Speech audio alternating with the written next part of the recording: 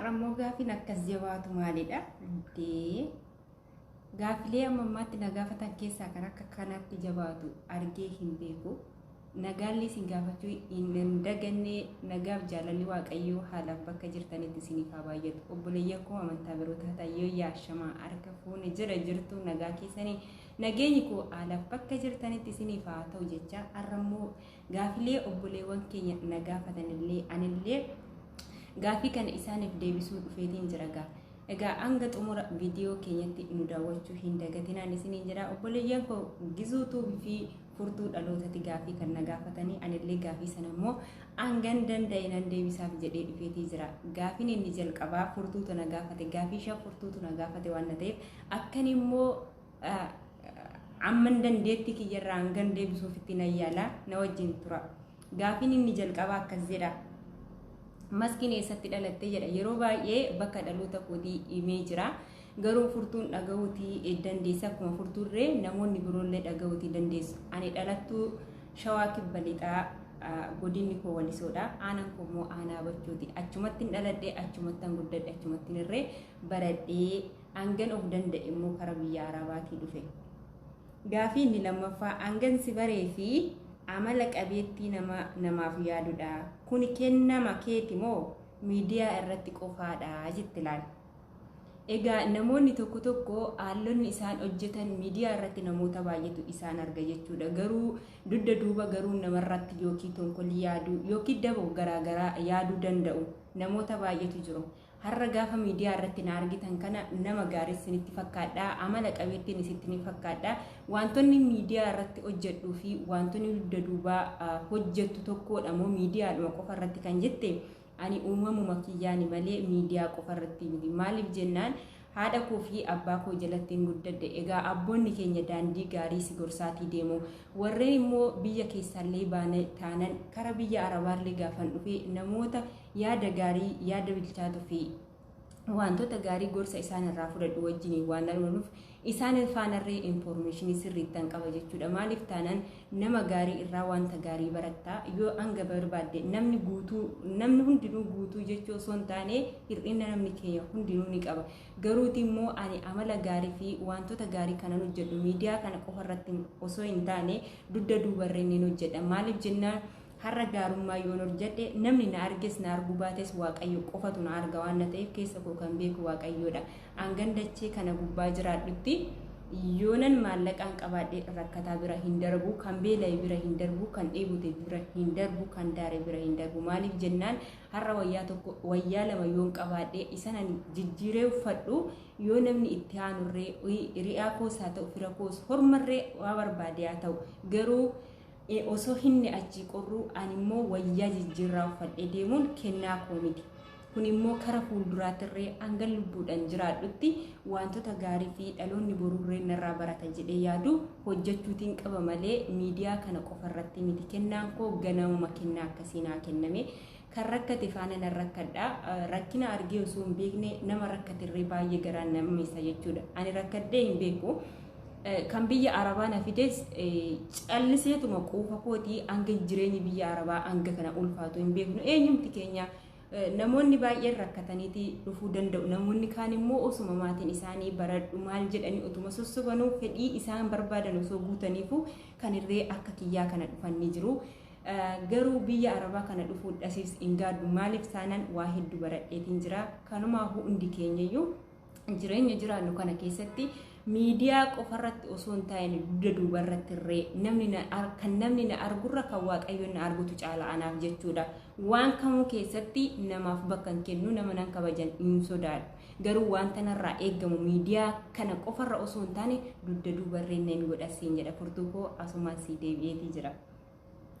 Gaafii sadaffaa osoo carraan tokko sii qaqqabe biyya tokkotti nama tokko qofa fudhatta jedhamtee eenyu filatta? Eenyu filattee fudhatta? Abbaa manaa kee, armee kee, abbaa kee, armee kee, abbaa manaa kee yookaan hiriyaa kee. Hubadhu isa sadanuu deemuu barbaadu waan ta'eef ati garuu dirqama tokko qofa filatta naan jette. Gaafiin kun gaafii jibduudha jechuudha. Asirratti eenyu filatta? Abbaa kee, haadha kee, hiriyaa kee yookiin abbaa manaa kee jetti jechuudha. Asirratti kanan ani filadhu eenyuun filadha yoo jette yoon abbaa manaa qabaadhe abbaa manaa kun filadha.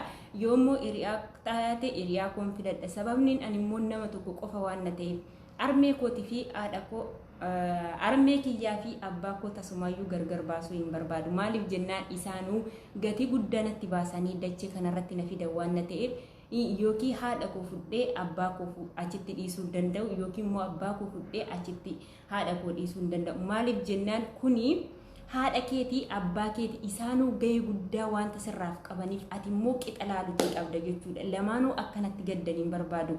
Yoon armee kootiin godhe armeen koos na dhalte abbaan koos immoo na dhashe. Kanaafuu isaan gargar baasuu hin barbaadu yoomiyyuu jechuudha. Bakkuma jiranittan wanta gaarii wanta isaan barbaachisu guutaaf malee gargar baasee isaan fuudhuu hin danda'u. Maaliif jennaan sababa guddaadha. Armeen koos na dhalte abbaan koo na dhashe. Hiriyaa koo yookiin abbaa manaa koo yoo taate immoo isa ergan fudhadhee booda osuma hojjenneerree yookiin humnaan illee gargaaruu qabna. Maallaqaan irree bakka isaan jiraatan sana bakka haati koo fi abbaan koo jiraatan bakka tokkottan isaan kunuunsa. Akkasumallee abbaa manaa koo yookiin hiriyaa koo sana ergan fudhadhee booda hojjennee waan harmeef abbaa koo barbaachisu goonee fi isa boodarree abbaa manaa koo sana faana dhaqnee ilaaluu dandeenya. Yookiin immoo hiriyaa koo sana faanallee bakka gara armeen koo fi abbaan koo jiran sana mana isaanii deemnee gargaaruutii dandeenya ilaaluutii dandeenya. Garuu haadha koo fi abbaa koo yoomiyyuu adda hin baasu yoo du'aan ala ta'e malee jechuudha. Gaafii arfaffaa yuutuubii irratti gara fuulduraatti ittuma fuftamoo akkuma ijoollee kaanii galtee addaan kuttaa jedha. Egaa sababbiin ishiin kana na gaafatteef namoonni baay'een gaafa biyya arabaa kana keessa jirru gaafa mana madaamii kana keessa jirru cinqii tokko arginee sa'aatii guunnee akka hin taanetti hojjetaatii jirra. Dadhabbii kana immoo gaafa biyya galle ni dhiisna jechuudha. Tokkoffaa biyya keessatti haalli ati irra jiraattu fi namni ati faana jiraattu murteessadha jechuudha. Namni edda biyya arabaa dhufee hojjetatee waa hundumaa eegalee gara biyyaatti yoo gale calliseetuma qophaa taa'aa osoo hin taane jireenya dhuunfaa isaatii jiraata jechuudha. Gaa'ila godhachuutii dandeessa. Namni ati gaa'ila godhatte sun immoo nama sooshaal miidiyaa beeku moo hin beekne jettee haala nama ati faana jirtuutu murteessa. Tokkoffaa immoo innumtuuyyuu sii murteessee walii galtanii abbaa manaa kee fi ati walii galtanii miidiyaa kanarratti immoo ni hojjenna yoo jettan tokkoffaa bakki murteessadha. Yoo abbaan manaa keellee si eeyyame haalli saffisa yeroo sana neetworkiin achitti murteessadha. Namoonni tokko immoo akkasumaan bakka abbumti manaa lakki sooshaal miidiyaarra hin baatu jedhee warreen dhoowwus ni jira. Kanaaf immoo bakka naaf mijataa yoon qabaadhe bakka waayifaayin naa hojjetu yoo jiraate dadhabbiin asitti itti dadhabe kana biyya korree galee bu'aa gaarii wantoota babbareedoo fi barumsa dhaloonni boruu irraa argatan jedhee yaaduun irratti hojjedha malee adda kutuu hin barbaadu. Asirratti immoo bakka waayifaan jiru ta'e taanaan waayifaanan fayyadamaa bakka nani jiraadhu sana neetworkiin ni hojjeta taanaan tasumayyuu adda kutuu hin barbaadu. Hanga dhumaatti ni yaala abdii kutuu hin qabu. Maaliif taanaan asittuu mana madaamii takka hojiirran asiifachuu soon waamanuu kan irratti dadhabbii hangana hin jedhamne kan hojjenne gaafa biyya keenya keessa jiraannu immoo mana keenya teenyaa wanti nu dirqamsiisee nu dhoowwu hin jiru. Yoo abbaan manaa keenya nu dhoowwe ta'e atillee haalota jiru murteessita jechuudha. Innumti dhiisisiin jedhee tokko yoo dhuma dhiisi sooshaal miidiyaan kun maal sii godha yoo jedhan yeruma sanarree taa'anii inaasuufsiisanii taa'anii inamansiisan. Kun immoo akka kiyyaatti dadhabbina keenya jechuudha. Maaliif taanaan erga dadhabbiin anasitti itti dadhabinaan beeka waan ta'eef gadi fageessee wantoota akkanaatu jira jedhee isaan mari'adhee teessisee isa gorsee isallee yaada jijjiirsisee akka waliin karaa kootti faana hojjetuun barbaada malee adda kutuu hin barbaadu. Garuu bakkuma waayifaan hojjetu haa jiraadhu malee jedha furtuu. Gaafii shanaffaa tiiktookii irratti namoota beekamoo keessaa Maakii Ooroo fi haadha Faaxee keessaa eenyu kan caalatti filattu? TikTokii kana irratti namoota beekamoo keessaa Maakii Ooroo haadha Faaxee keessaa eenyu kan caalatti jaallattu? Egaa haadha Faaxee fi Maakii Ooroo keessaa eenyudha kan jaallattu? Namoota TikTokii kana hundara mara isaanii hin jaalladhu nan kabaja. Garuu yaadota isaan bilchaataa isaan hojjetan bakka gaarittis ni hojjetu. yeroo wanta gaarii hojjetan lamaan isaaniitu nan jaalladha yeroo wanta fokkisaa kinu miidiyaan hin jaallanne miidiyaa nutti baane jedhanii warroonni yeroo tokko afaan badaa warreen darban maakis ta'e haadhafaatis ta'e lamaan isaaniitu yeroo afaan darbaa asaan natti hin tolu maaliif jennaan shamarri aadaa fi safuu beekti hundi keenya aadaa fi abbaa keenya biratti guddanne kanaafu keessattuu shamarran afaan badan tasuma jireenya koo keessatti hin fedhu waan ta'eef yeroo yaada gaarii qaban lamaan isaanii qixan jaalladha yeroo immoo amala badaa jechoota hin taane miidiyaa kanarratti dubbatan garuu lamaan isaaniitu nan jibba kanaafuu nama waaqayyoon immoo nama jibbaa hin jedhu jibbiinsa isaanii utuu hin taane ni jira mitiiree keessi koo iddootti na fudhatuu fi keessi koo iddoo itti na fudhanne qaba jechuu kooti. Kanaaf gaafin furtuun na gaafatte asumarratti xumuraa amma immoo ammallee ni jira gaafii sadhuma warra dhiiraa keessaa raachuu fi mubaarakii asilii hunduma isaanii immoo sababa isaanii wajjinii eebbifamii tokkoffaa gaa warra shamarranii fi warra dhiiraa na firaachiste warra dhiiraa keessaa kan hin caalchise sirriitti jaalladhu eenyu jetanii raachuudha jechuudha raachuun maaliif jennaan aadaa fi safuu duudhaa Oromoo beeka jechuudha akkuma argee miidiyaa kanarratti yeroo baay'ee yoorreen namni arraba raachuurraa dhageessanii hin beektan jechuudha miidiyaa kam irrattuu tiiktookii ta'e feesbuukii ta'e nama amantaadhaan waliin qoonne gandaan waliin qoonne bakka baay'ee natti tola maaf jennaan gaafa namni irratti duulu uma callisa gaafa namni amantaadhaan wal lolu inuma callisa waliin lolinaa waliin qoqqoodinaa Oromoon tokko jedhee yeroo dubbatu hedduu na boonsa jechuudha harraba badaa hanga guyyaa har'aatti isarraa argeessa isarraa dhageessin beeku jaroota lamaan sana garuu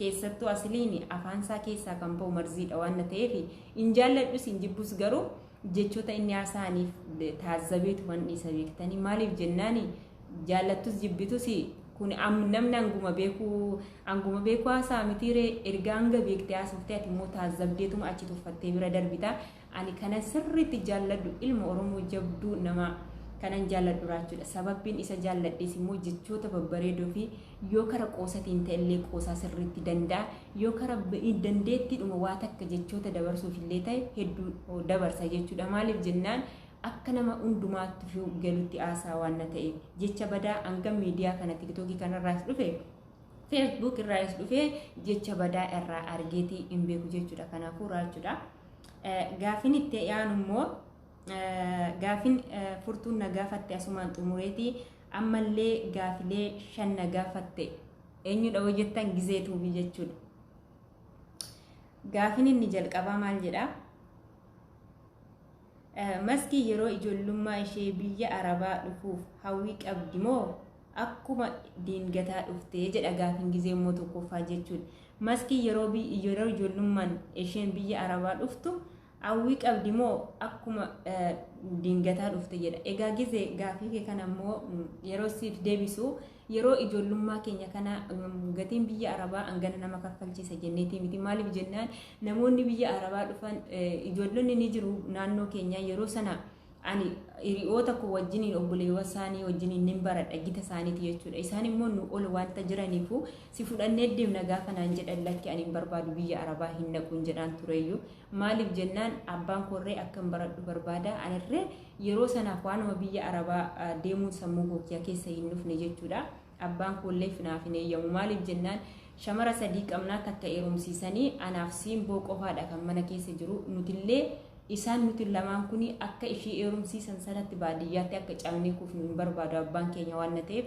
nuti immoo akka cimnee barannee baa'u barbaada yeroo sana anuma jabdu waan ta'eef yeroo sanatti omaanatti fakkaanne yeroon kutaa 7 baradhu ijoolleen akkas naan jedhan garuu dantaa hin qabne yeroo sana deemuudhaaf kutaa 8 ministirii fudhadhee ni jira mitiiree zimmuma jenneetuma quufa keenya mucayyoon tokko gita koo jirti obboleewwan asii qabdi ni deemna biyya arabaa jenne walumaan mari'anne achirraan paaspoora baafanne dhaqneetuma maatii siif kennu mitiiree qarshiin amma yeroo akka hanga ammaa kana miti rakkisaanii qarshii xiqqoodhaan paaspoora baafatte deemnee paaspoora baafannee gallee as erginee achirraan obboleewwan itti gaafan fudhaa jennuuni maal rakkattaniiti ni nyaattu ni dhugdu wanti uffattan hin dhabne waan barattan hin dhabne maaliif barnoota keessan adda kuttu jedhanii isaan nu lolan nuti garuu amma kaayyoon keenya akkamitti isaanii deemanii hojjetu bakka bashannana jiraatu nutti fakkaata malee akka kanaa miti maaliif jennaan waa tokko hanga dhaqxee argitutti si mudda jechuudha daa'imummaan sun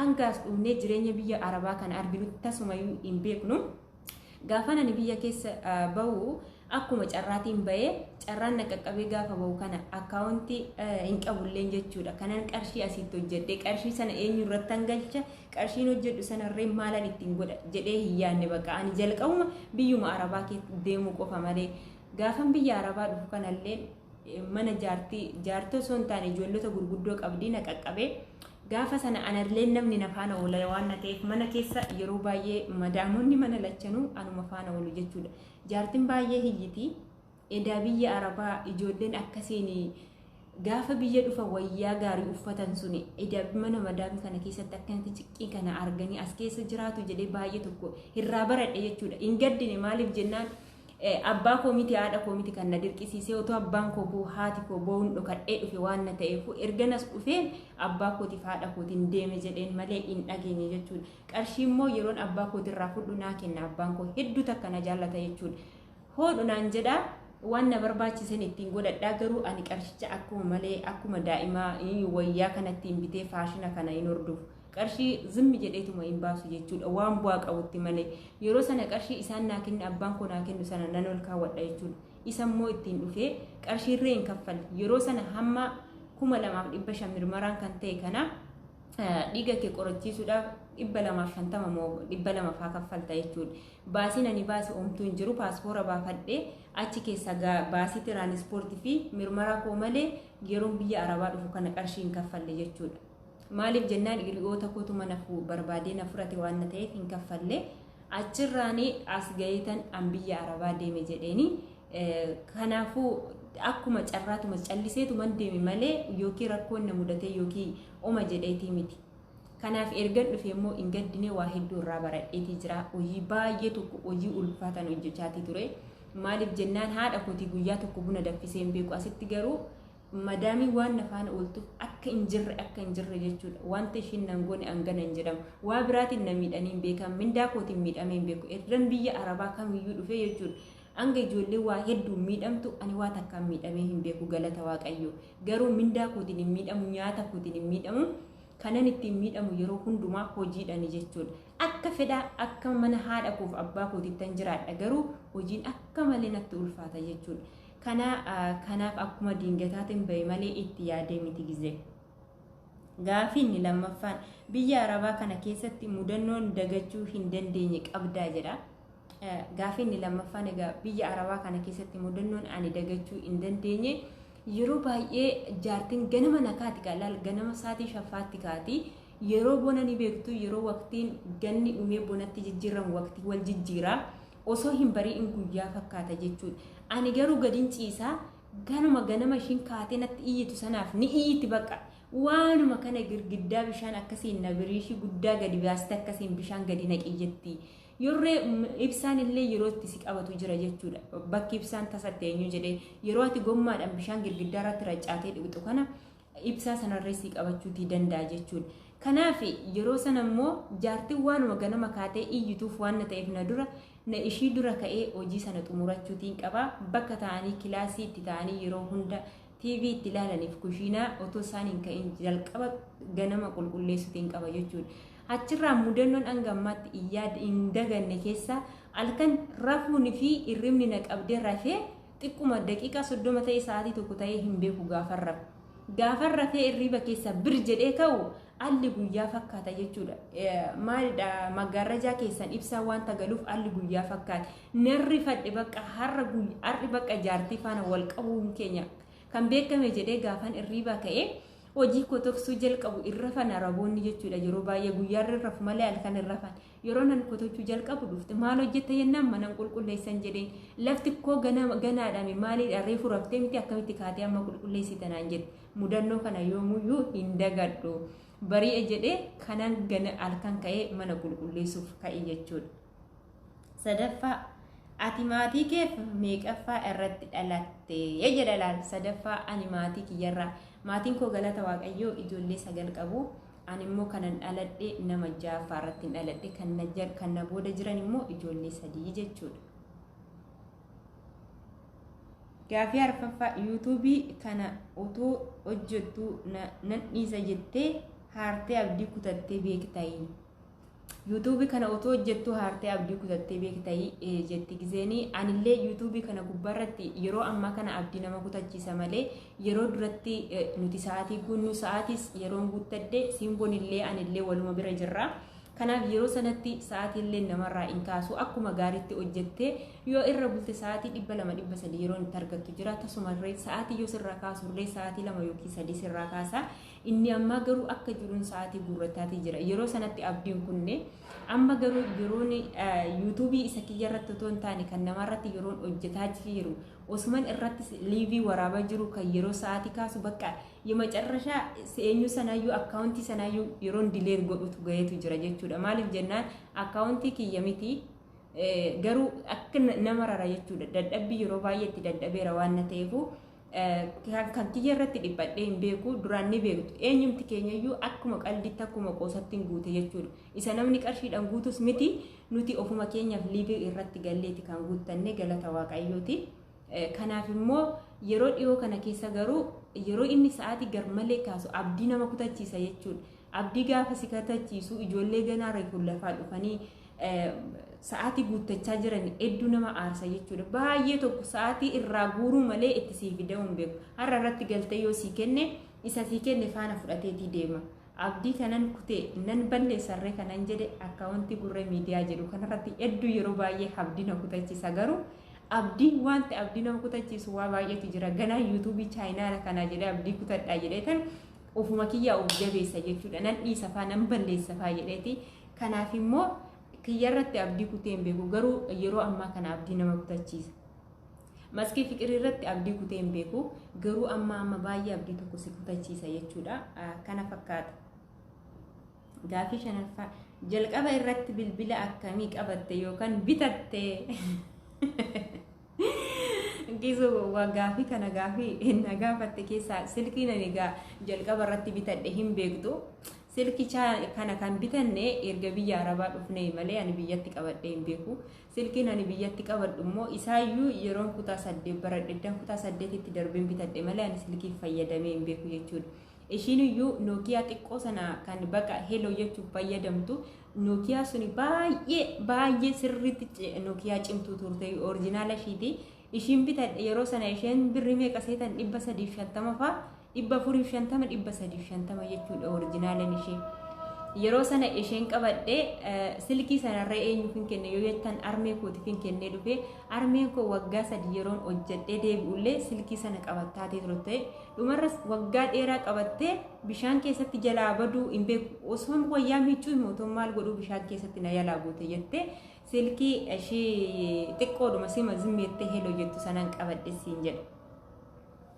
Taachi immoo eddanas dhufee silkii oriijinaalidhuma isa kana Saamsungii eddan qabadde ergas dhufee sanaa waggaa 2 silkii malee taa'e ishiidhuma Nokiyaadhuma sanaayyuu biyyattan gatee dhufe waan ta'eef as dhufee waggaa 2 silkii naaf hin eeyyamne waan ta'eef waggaa 2 guutuu kara silkiin maal akka ta'e hin beeku waggaa 3ffaa yookiin biyya koon gala yookiin silkii naa bitaa jennaan silkii Saamsungii xiqqoo sana naa bitan jechuudha. Kanaaf asitti illee dhufee waggaa 2 boodaan qabadhe silkii.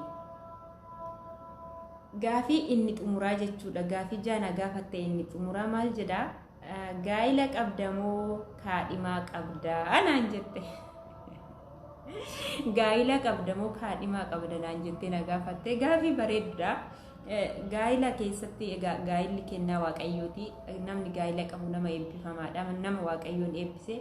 Ani immoo gaa'ila hin qabu. Kara fuulduraatti immoo nama akka koo kaayyoo qabuu fi karoora kara fuulduraa maal akka hojjetu immoo akka inni naaf kennu akka waaqayyo fedha waaqayyo yoo ta'e kara biyyaa gaafan galee kaadhimama malee kaadhimaallee hin qabu gaa'elarree hin godhanne. Maaliif jennaani yeroo ammaa kana gaafa biyya keetii baatu hojiidhuma biyyaa baata malee kaadhimamtee miti kan biyyaa baatu. Akkuma siin jedhe xiqqeenyumaan biyyaa bahee yeroo sana immoo kaadhimamuu hin barbaanne. Maaliif jennaani yeroo sana yosoo kaadhimamtee kasi heerumsiisan baadiyyaatti immoo yeroo sana laal gaduma cabde obboleettii kiyyarraa waa baay'een baradha. Obboleettiin koo umuriin ishii osoo heerumaaf hin gahin haati koo ijoollee dhiiraa baay'ee walirra waan deesseef akka carraa taatee immoo ishiin dhumarra dubara waan taateef ishiillee hin barsiisne waan ta'eef akkuma ishiin xiqqoo ishii jabaatteen baadiyyaatti heerumsiisanii yeroo baadiyyaatti heerumsiisan immoo jireenya baadiyyaa in argitu baay'ee nama cabsa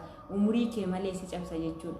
Achiin booda hiriyoota ishii fi ishii yeroo har'a wal biratti ilaalu tasumayyuu ishiin haadha isaanii fakkaatti. Kanaaf ishiirraa barnoota guddaa waan fudhadheef abbaan kollee ishii waan argeef nuti akka barannu barbaada malee akka kaadhimamnee heerumnu hin barbaadu. Amma garuu kara fuulduraatti guddadhee kaadhimamuu barbaada waan ta'eef kara fuulduraa gaafan biyya Arabaa nagahee jedhee galeemmoo yoo akka waaqayyo jedhe akka carraa waaqayyo yoo ta'e immoo namni kamiyyuu jireenya isaa keessatti dhiirrillee qobaa jiraachuu hin danda'u shamarrillee qobaa jiraachuu hin dandeessu kara fuulduraatti immoo akkan gaa'ila qabadhu fedhaaf eeyyama waaqayyo naaf haa ta'u ammaaf gaa'ilas kaadhimaas hin qabu siniin jedha.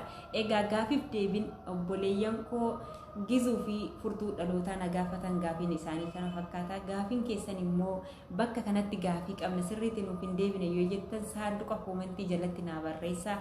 Akkasuma gaafilee biroorri warroonni biroo yoo qabaattan na gaafadhaa. Ani immoo isiniif deebisuuf qophiidhaan isiniin jedha. Viidiyoon keenya asumarratti xumura. Viidiyoo kana immoo yoo jaallattan like, share, subscribe gochuu hin dagatinaa. Warreen maamila koo taatanii na jajjabeessuu hin dagatinaa. Warreen immoo maamila koo taatan kottaa nutti dabalamaan